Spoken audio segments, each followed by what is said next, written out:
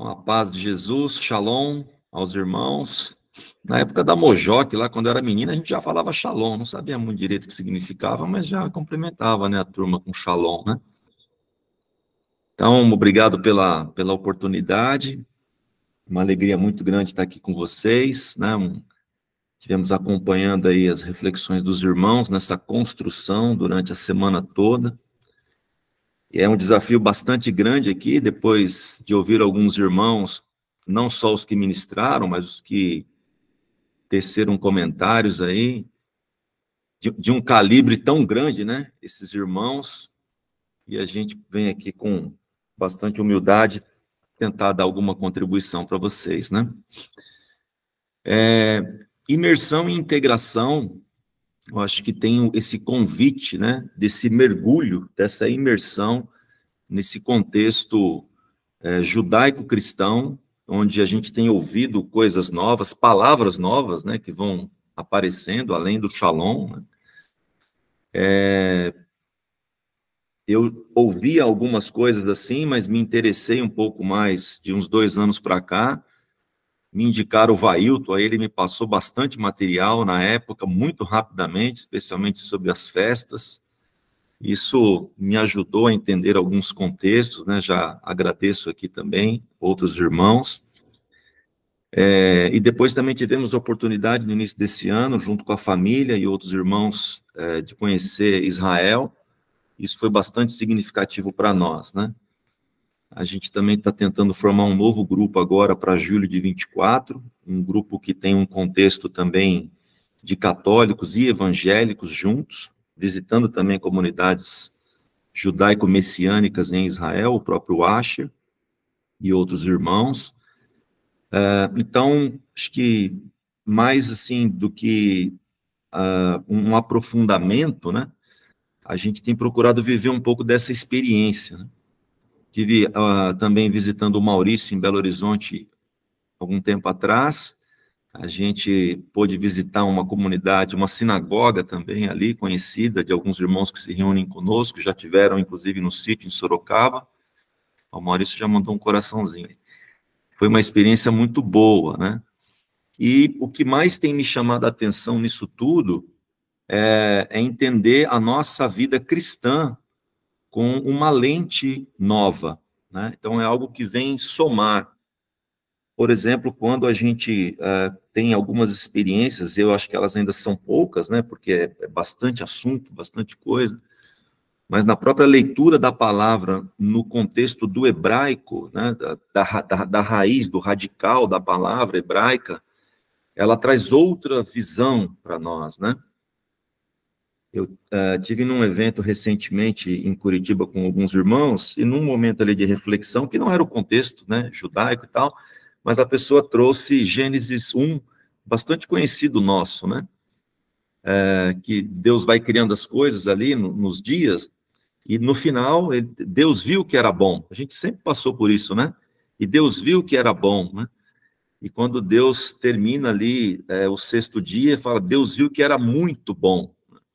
Então, esse contexto de beleza, de estética, né, de amplitude, né, essa maravilha, né, esse contexto de criação, né, que belo, que lindo, que maravilhoso. Isso tudo antes do pecado. Imagina como isso não devia ser bonito, né? E a palavra que é em hebraico é tov, né, que é bom, que é belo.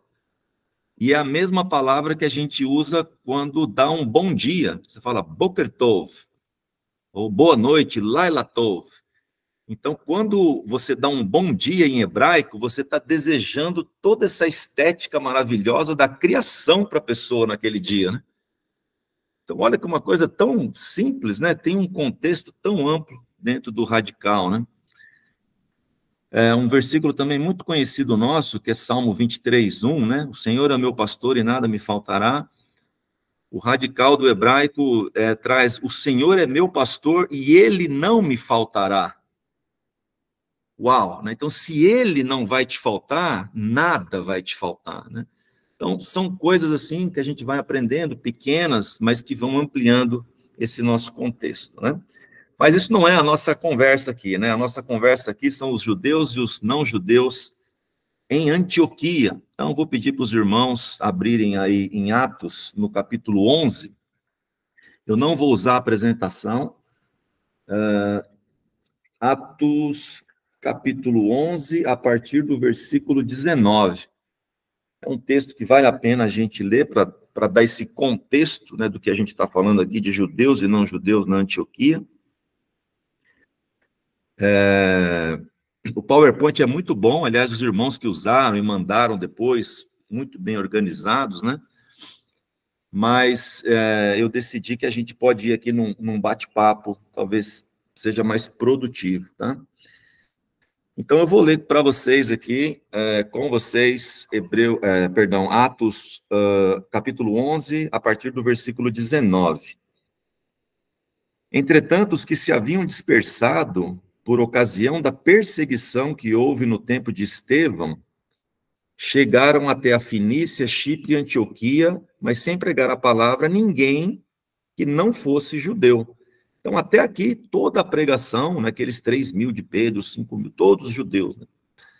Talvez alguns não-judeus foram alcançados, né? A gente não sabe, provavelmente foram, né? Mas o direcionamento sempre aqui para os judeus até aqui, né? Contudo, havia entre eles, o versículo 20, alguns cipriotas e sirineus que, vindos à Antioquia, dirigiram-se também aos gregos, anunciando-lhes a boa nova do Senhor.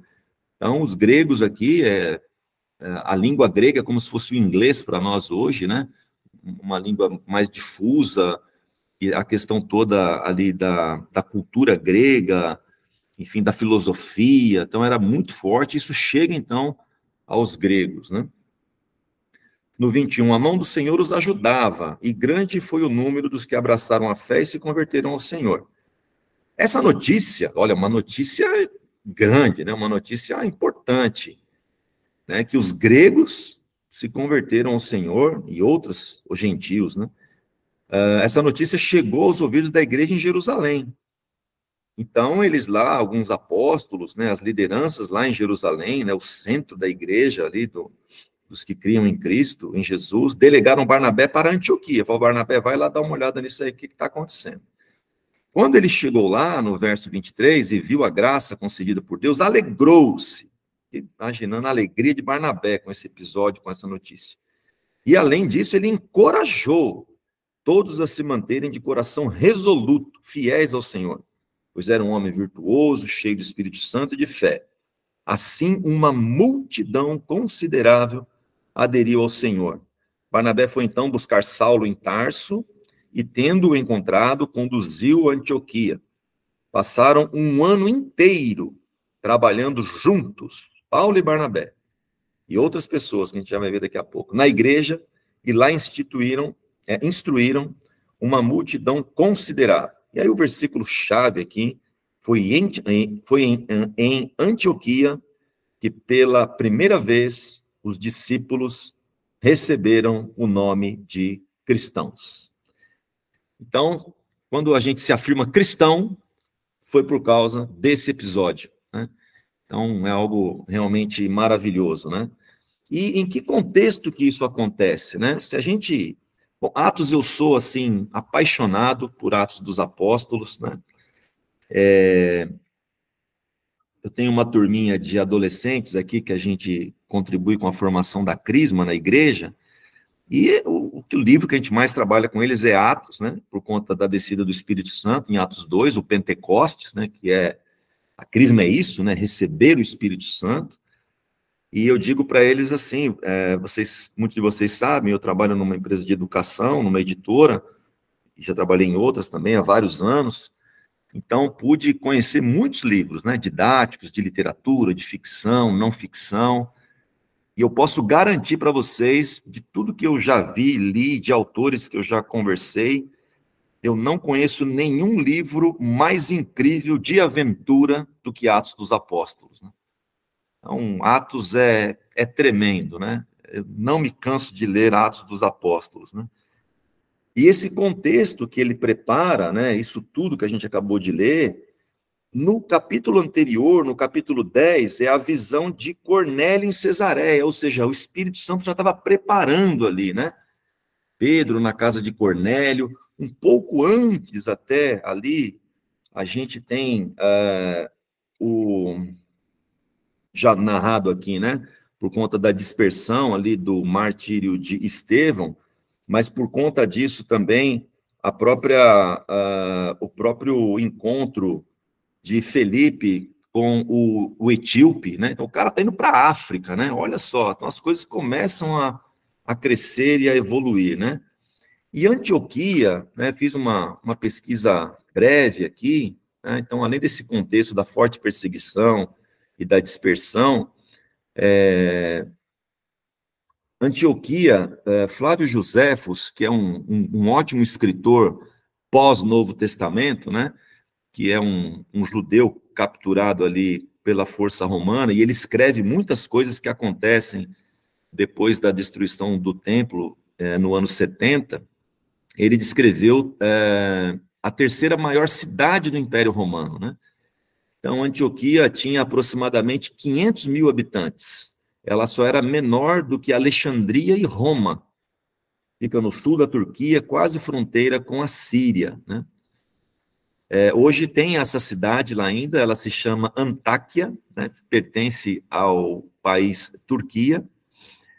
E então, vocês vejam que Antioquia serviu ali de plataforma para poder depois ir a Roma e depois ir a todos os cantos da terra, né?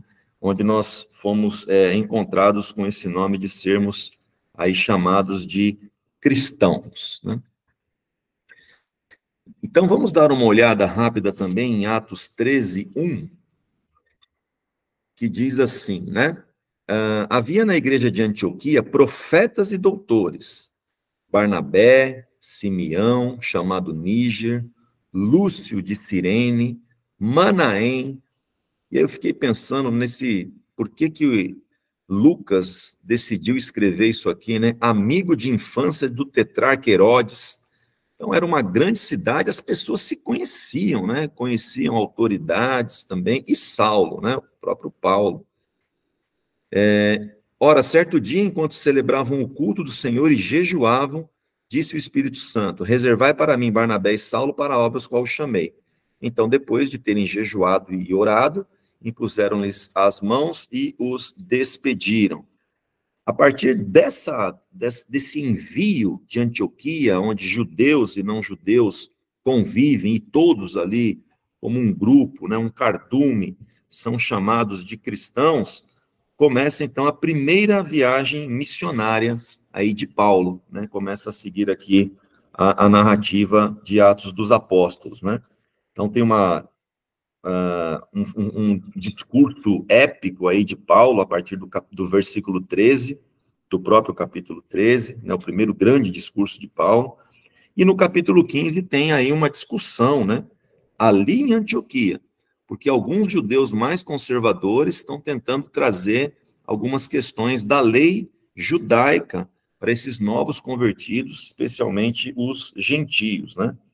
E isso faz, então, no capítulo 15, com que eles vão a Jerusalém para poder ter ali o concílio de Jerusalém, onde Tiago, que também tem uma epístola muito maravilhosa, né, também conhecido como o irmão do Senhor, não aquele Tiago que já havia morrido lá ao fio da espada, né, pelo Herodes, e ele tem ali um voto de Minerva, né, pedindo ali que respeitassem algumas tradições judaicas, né, com relação à comida, com relação a não relações sexuais, a relações sexuais ilícitas e tal, e fala assim, não, vocês são bem-vindos, somos um povo só, né? Isso vem de Jerusalém, né? Isso alegra muitos gentios, e depois o livro de Atos todo segue, com a segunda, a terceira viagem missionária, etc., né? Então, a gente hoje, como recebeu, né, esse ok para seguirmos, né, com a boa nova, que até então, os capítulos anteriores ao 13 era só para os judeus convertidos, se estende. Antioquia, eu fico pensando 500 mil de habitantes, né? Eu não sei aqui quantos habitantes tem em Barueri ou em Osasco, se alguém der um Google vai falar rápido aí. Jandira deve ter uns 130 mil habitantes, talvez, Itapevi um pouco mais. E a gente vê quantas igrejas, quantos grupos, né, se reúnem em casas, E imagina numa cidade de 500 mil de habitantes, né? Então, tinha ali era uma grande plataforma mesmo, né? Algo que ecoou aí para o mundo todo, né? Acho que essa nascente aí dos cristãos, para mim, é muito forte, né? Nesse sentido, né? E o que me chama a atenção é que, a partir dessa diversidade, eu percebo, né? E a gente vai se percebendo quando vai lendo as outras cartas, os outros contextos da palavra de Deus, né? O empenho de Paulo em manter essa essência do evangelho genuíno, né? A maioria dos seus escritos, ele procura manter essa essência, né? Falaram, muita coisa vai acontecendo, seja questões judaizantes ou não, nesse cenário também da filosofia grega, Paulo tem a missão ali de dar uma limpada nisso, né? E deixar permanecer a essência, né? Que a gente vê aqui em Antioquia com esses irmãos e que várias vezes tentou aí dar uma camuflada nisso tudo, né? Uma confusão. A gente percebe isso em alguns contextos até o dia de hoje. Então, assim, manter essa essência, né? Então, eu achei maravilhoso aqui uma comunidade tão eclética, tão diversa, como esses nomes aqui desses irmãos que são citados, especialmente em Atos 13, judeus e não judeus, constituindo esse evangelho genuíno do Senhor, né? E aí, queridos, o que eu queria trazer para vocês também, para a gente já caminhar aqui para o encerramento da nossa conversa, né? É que é bastante difícil, às vezes, a gente querer entender o Oriente com a cabeça do Ocidente, né? Então, o que eu tenho aprendido com vocês aqui durante essa semana é que muitas vezes a gente precisa desconstruir alguns padrões mentais que a gente teve para construir novos padrões mentais, né? Então, é entender que esses irmãos do Oriente, eles têm uma visão diferente de mundo, né? Porque às vezes parece óbvio, né? Lá em Israel, o guia que estava com a gente, o Eliá, um guia maravilhoso, uma pessoa incrível, né? Ele é um judeu não messiânico, né? Ele não acredita que Jesus é o Filho de Deus, né? E você imagina dentro de um ônibus, né? De um monte de cristão, né? E todo mundo quer converter o Eliá, né? Mas como é que é isso, né? Porque a frequência que ele opera é diferente, né? Claro que a gente deve permanecer em oração, em buscar isso tudo, né? Em aprender com esses irmãos também judeus, inclusive os não messiânicos ainda, que vão aceitar Jesus em algum momento, né? Seja na sua volta, mas é tentar entender como é que eles pensam o mundo, como que eles enxergam, e nesse contexto de comportamento, né? Eu pude ler um livro recentemente, que eu recomendo para vocês, que chama Israel, Nação Empreendedora. Então, esse livro aqui é um livro que fala especialmente o milagre econômico de Israel, que ele nos ensina, como é que uma nação que teve ali a destruição do templo no ano 70 depois de Cristo, e que praticamente foi dizimada no ano 132, né? Desapareceu do mapa, né? E só volta a existir agora, recentemente, em 1948, sendo constituída, a gente às vezes não associa, mas o Holocausto foi na Segunda Guerra, terminando em 45, 46, né? Não muito diferente daquele povo escravo que saiu do Egito, 400 anos escravo, que forma uma terra, como é que pode, né?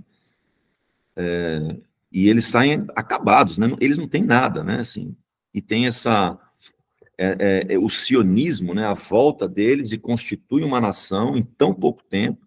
A Guerra dos 6 Dias é um milagre, vale a pena estudar um pouco sobre isso, né? E Israel celebrou esse ano, 48, 2023, 75 anos.